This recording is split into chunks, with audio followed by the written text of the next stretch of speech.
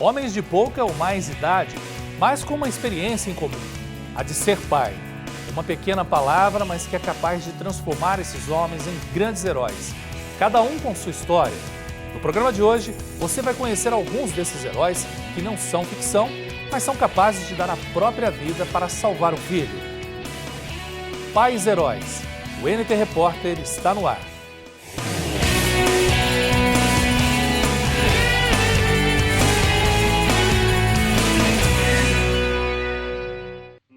Você já perguntou para uma criança qual o super-herói que ela mais admira? Certamente ela dirá que é o pai dela, que é um dos homens mais fortes e corajosos que já viu. Qual o filho que nunca disse que queria ser exatamente igual ao pai quando crescesse? Inclusive na mesma profissão.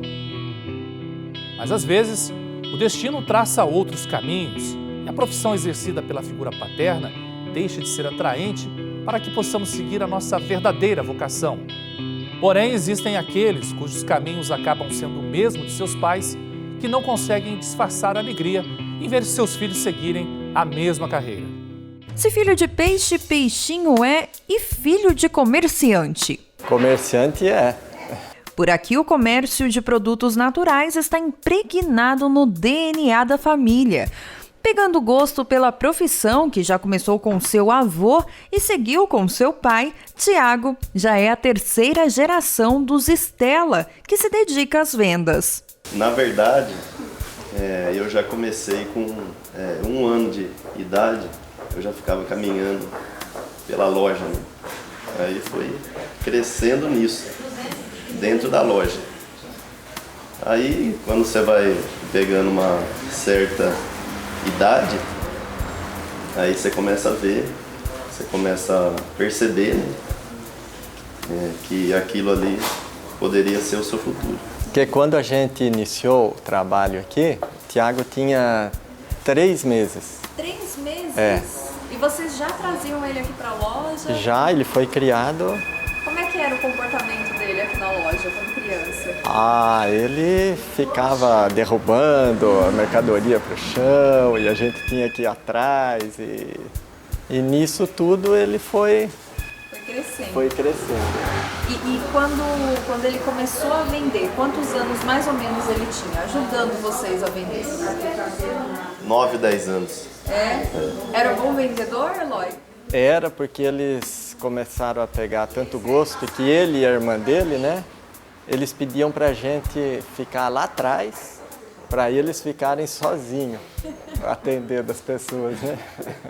O jovem Tiago não esconde a admiração pelo pai, que foi a sua maior inspiração na hora de escolher a profissão.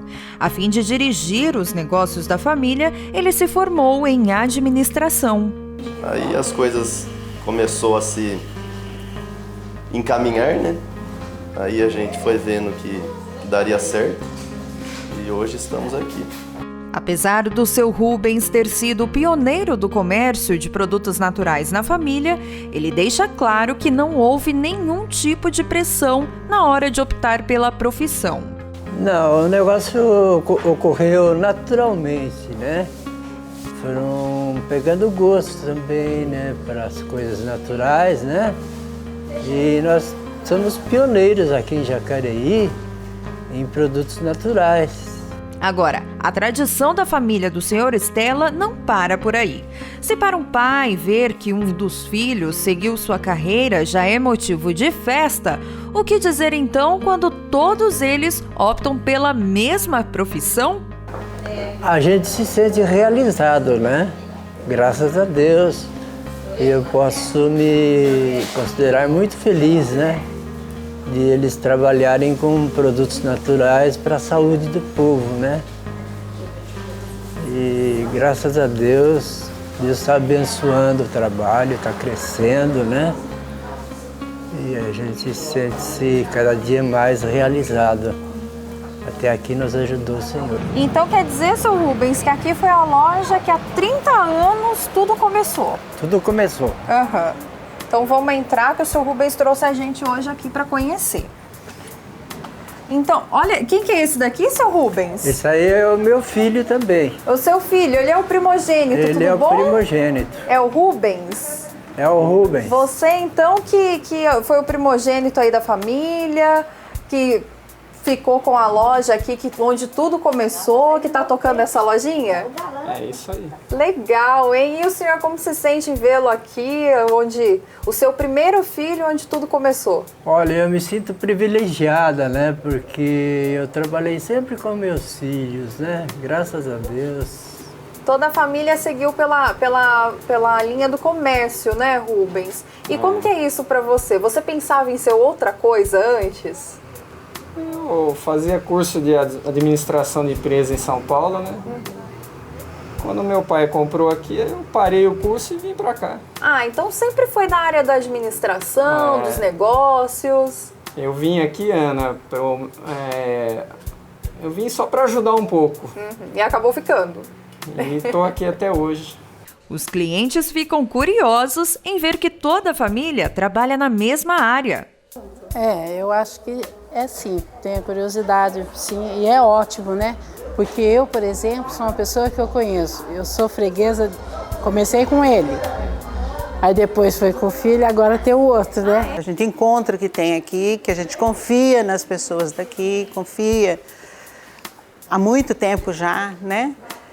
Eu comecei pegando para mim, pouquinho. Já acompanho o Tiago, o seu Eloy, Dona Edna, agora já veio o bebê. Então, assim, é uma família mesmo e o curioso é que eles trabalham, assim, é mais do que uma equipe mesmo. Você vê o amor que a família tem pelo comércio e pelo segmento mesmo, que é essa área de produtos naturais, que está expandindo muito esse segmento no mercado. O bom disso é que transmite confiança, né? Ajuda, assim, o cliente cria uma identificação, assim, porque já vem de vô, pai, filho. Isso daí ajuda muito na credibilidade. A gente tem que saber administrar, né? Porque a gente não pode levar os problemas para casa, né? Os problemas têm que serem resolvidos aqui mesmo, né? Então, eu acho que o maior segredo é isso daí, né? Até eu queria pôr os dois pastores, né?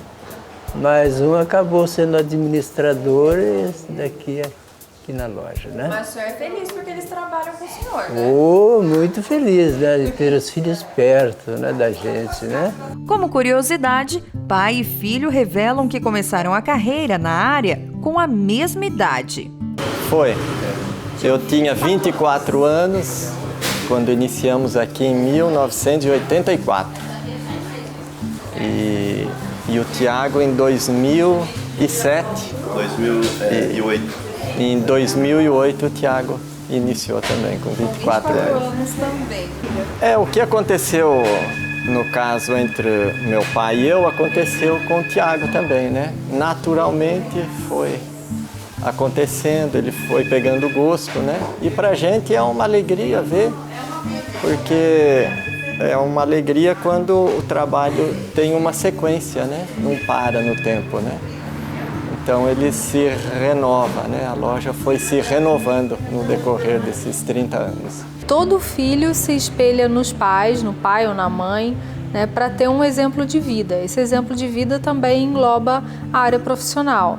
Então, a gente vê que várias crianças, por crescerem com seus pais e vendo seus pais desenvolverem habilidades que estão relacionadas com a área profissional dele, isso também gera na criança um incentivo para desenvolver as mesmas habilidades.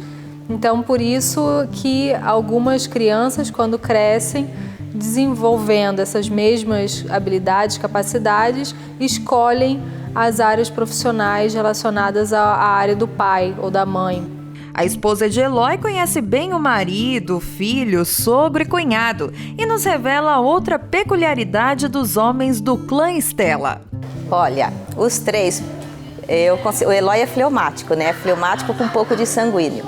E o vô também é assim. E o Tiago, por incrível que pareça, ele tem mais sanguíneo do que fleumático.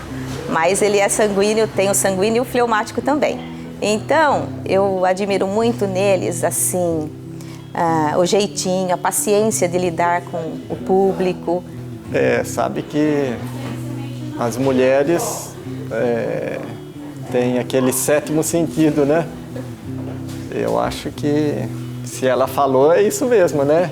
Então, eles têm aquele jeitinho, como eu disse, para lidar com as pessoas, e eles acabam se tornando carismáticos. Inclusive, até vem os fregueses, eu quero falar com... Antes, quando era no começo com o vô, eu quero falar com o vô, é ele que eu quero que me atende. E agora eles falam, cadê o Tiago? Eu quero que o Tiago me atende, entendeu? Então, por aí você vê que o povo, eles seguiram o mesmo temperamento, os três. A admiração pelo pai e pelo avô é tanta que só na cidade onde a família mora são 2 lojas do mesmo segmento que pertencem a eles. E para o futuro papai, isso pode aumentar, não é mesmo, Tiago? Se depender da minha vontade e da vontade dele também. Mas vai incentivar, vai dar aquela pressãozinha? Posso até incentivar no começo, trazendo para trabalhar, né? Os clientes, o que acham disso? Fantástico. Faço parte deles. Eu faço parte da vida deles há muito tempo já, né? E vocês vão gostar? Claro. Vão gostar. Nossa, ótimo, né? Que nunca vai acabar, né? A gente tem certeza que a gente está comprando uma coisa de primeira. Eu tenho certeza. E eles estão seguindo certinho, gente? Certinho. O jeitinho que o senhor ensinou. Opa!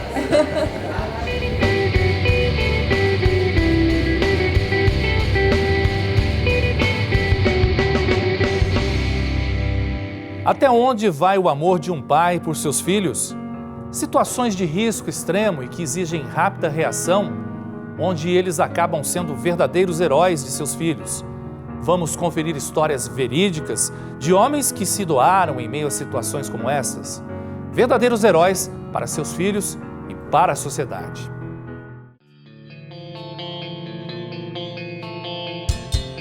Aqui não há um pedaço de chão sem lama e aquele misto de lixo com planta, restos de móveis, carniça de animal e cheiro de gente morta toma conta da cidade.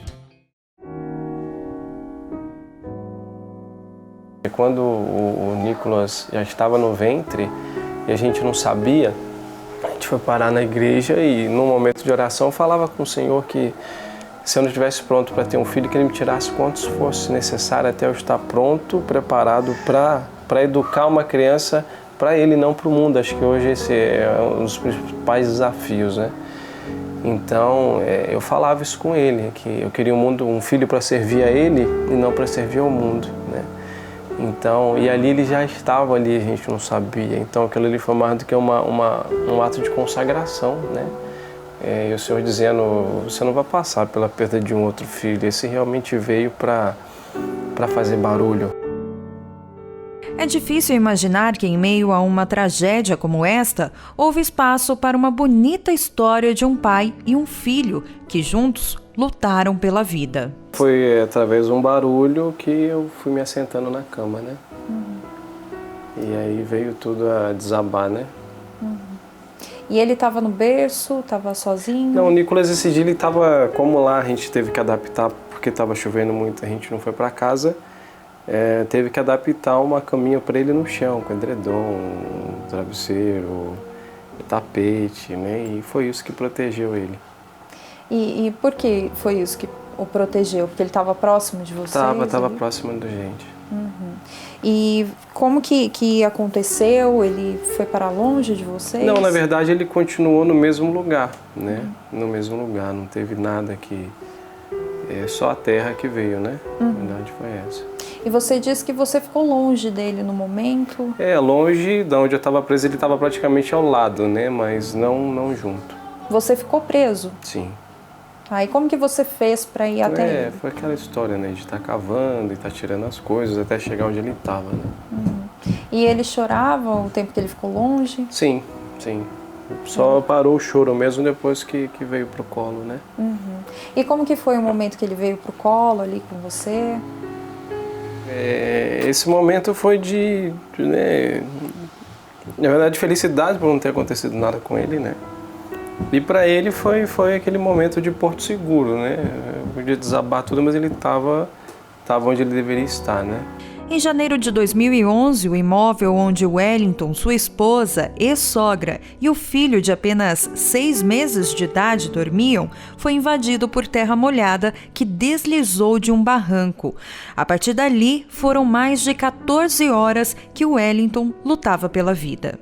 Se a gente estava vivo ali, com certeza algum propósito tinha, né? Isso eu falava com Deus o tempo todo. Se eu estou viva, porque tem algum propósito. Senão eu não estaria vivo aqui lutando pela vida, né? Então isso era muito forte, né? Wellington, que no desastre perdeu a esposa e a sogra soterradas pela enxurrada de lama, agora segurava Nicolas nos braços e no momento em que o filho teve fome e sede, o pai se doou mais uma vez por amor ao bebê. Isso quando ele estava no colo, ele chorava e eu falava assim, deve estar com fome, com sede. Então foi de onde veio a moção de dar um pouco de saliva, puxar o que tinha para ver se dava uma saciada, né? Mesmo em meio à situação de desespero, Wellington cantava louvores. Segundo ele, era uma maneira de aliviar a tensão.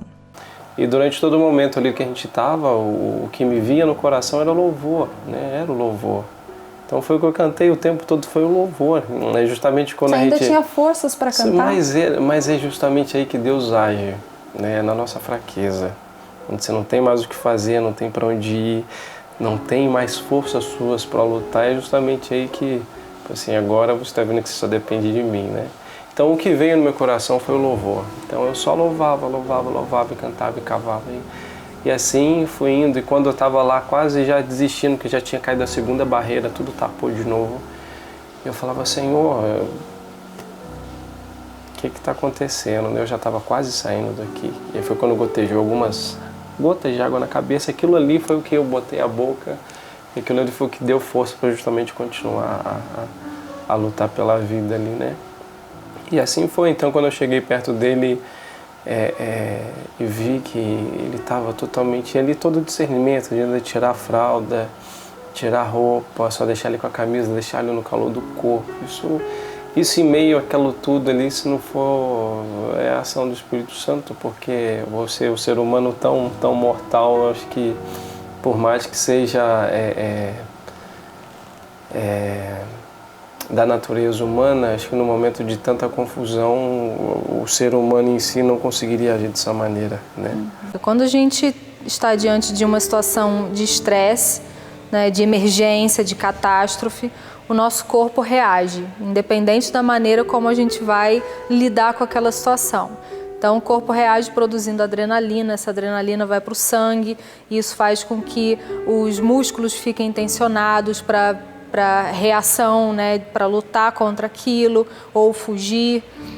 Ou tem pessoas que paralisam, né, ficam paralisadas, mas de qualquer maneira o corpo reage, as pupilas dilatam para a pessoa enxergar melhor, né? Então os vasos sanguíneos eles se contraem porque se acontecer alguma ferida com a pessoa, ela não perde tanto sangue. Então tem várias reações físicas que preparam a pessoa para ela reagir diante daquela situação. Olha, voltar à vida normal é o que eu te falei. Eu digo que não difícil, né? As coisas caminham, né? Mas a gente foi voltando aos poucos. A rotina por causa do Nicolas teve que se manter a mesma. Eu não pude mudar nada por causa disso. Então a vida foi acontecendo, né? Graças a ele.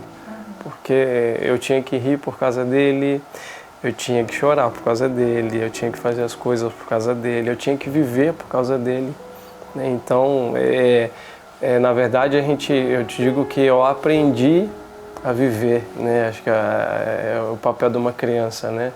Ela é justamente na docilidade da criança que você aprende muita coisa.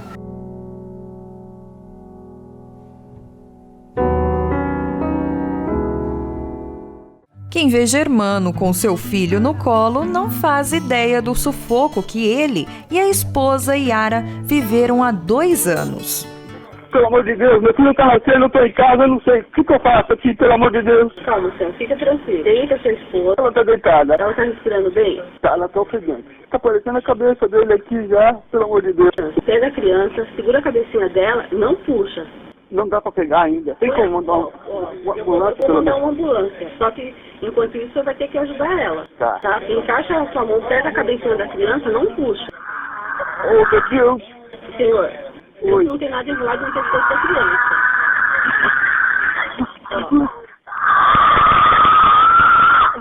Ah, meu Deus. Não fica nervoso, é normal.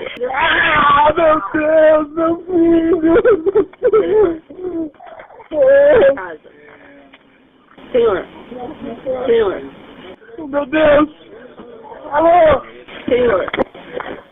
Alô. Alô, meu filho. Alô. Senhor. Alô, nasceu. Pelo amor de Deus, manda alguém pra socorrer. O que eu faço? Senhor, a criança tá chorando? Ela chorou. Chorou, né? Então, chorou. Por isso que eu pedi pro senhor desenrolar alguma coisa. Dela. Tem que virar ele de ponta cabeça? Não vira de ponta cabeça. Não. Só deixa no corpo da mãe e perto do corpo da mãe. Tá chorando. Tá bom, quer só esperar a viatura então? Pode, só aguardar a viatura. Tá bom. Só Tá bom. aguardar. Tá, boa noite. Obrigado. Murilo nasceu no dia 4 de julho de 2011 em casa e pelas mãos do próprio pai. Bem da verdade, veio tudo muito de surpresa, né? Nós fomos pra rua fazer coisas domésticas, né? E passei no hospital que ela começou a sentir umas contrações, tudo, e vamos verificar, né, como é que tá a situação Mas nem da suspeitava que a criança ia nascer naquele dia. Não, estava previsto pro dia seguinte, bem da verdade, né? Mas como a gente já estava mais próximo do hospital, aí passamos para dar uma olhada. E lá examinaram ela, falaram que tinha pouca dilatação, fizeram alguns exames e mandou retornar e voltar só daí 2 dias. Aí eu segui a risca, né? Eu falei, vamos tentar seguir a risca, né? Voltamos para casa, quando foi mais tarde à noite, aí ela começou a sentir muita contração e eu achando que era normal, né? Dessa muita contração, foi quando ela falou para mim que já estava quase, que eu olhei, de fato estava nascendo, aí fui obrigada. A ideia de assistir o parto do filho passava pela cabeça de Germano, que já tinha a experiência de ser pai, mas não como parteiro. Nunca. Não, foi na surpresa mesmo. Foi. E como que foi essa Inclusive, primeira vez? Eu liguei para o 90, uma policial começou a me orientar, mas à medida que ela começou a falar, eu vi que o processo do parto estava se adiantando e ou eu falava com ela ao telefone ou eu fazia o parto. Então eu joguei o celular em cima da cama, aí eu ajudei o neném a nascer, aí depois eu peguei o telefone novamente para receber o resto das orientações, né? As orientações do policial que atendeu o telefonema aflito de Germano foram essenciais para o pai, que teve a corajosa atitude de trazer o filho ao mundo. Ela foi muito atenciosa, inclusive depois do nascimento. É certo que demorou um pouco para chegar, talvez pela região que a gente morava, mas depois que chegou o socorro, que nós fomos pro hospital, acho que na segunda noite, porque nós ficamos 3 dias, né, internados os 3, né?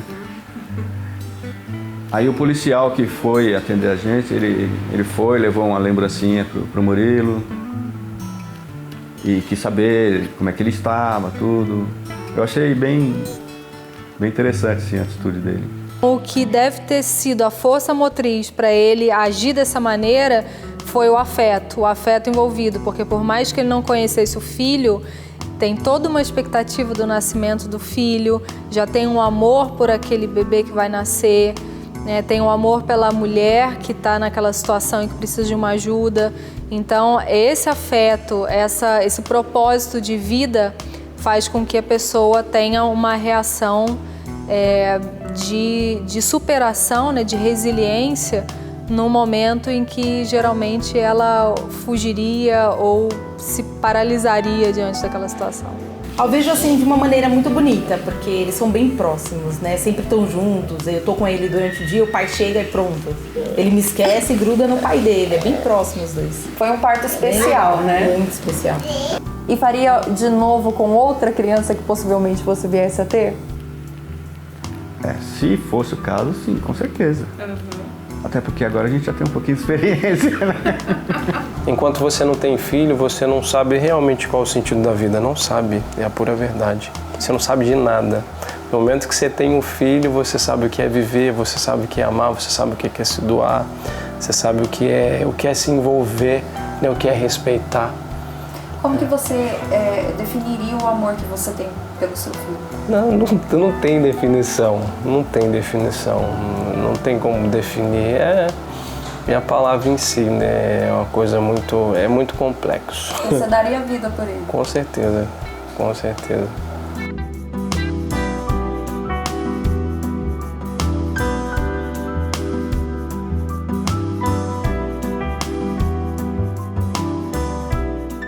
Incrível, não é mesmo? O programa de hoje faz uma homenagem a todos os pais que, como estes personagens da vida real que acabamos de conhecer, que diariamente praticam verdadeiros atos heróicos pela vida de seus filhos. Parabéns a todos vocês que são mais que nossos pais, são nossas referências para o mundo. Em nosso blog você pode rever esse e outros programas. Acesse novotempo.com/NTRepórter. Obrigado pela companhia, fique com Deus e até o nosso próximo encontro. Tchau!